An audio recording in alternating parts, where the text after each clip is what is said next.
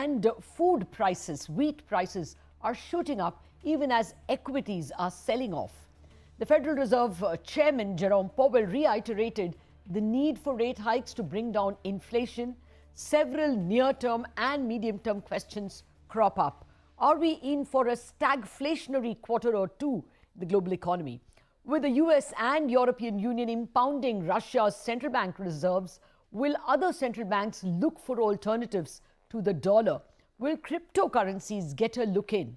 Or will this war only reiterate the importance of the dollar and make probably a North Korea out of Russia? For all these questions, I'm joined by Kenneth Rogoff, Professor of Economics, Harvard University. Professor Rogoff, thank you very much indeed for joining us. First, the pressing near-term questions. Thank you. The pressing near-term questions for the global economy, sir. Do you think we are going to have sustained inflation going by the way crude and metals are behaving?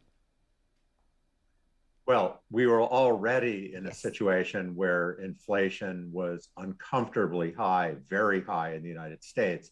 Central banks had fallen behind the curve, and they were already nervous about how fast and how much they could raise rates. There's no question this makes it worse. This is absolutely pushing inflation up. You listed the reasons. Oil prices now, shooting up over $110 a barrel.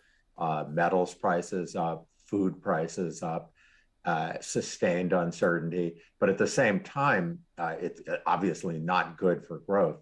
This kind of uncertainty discourages investors, consumers, et cetera.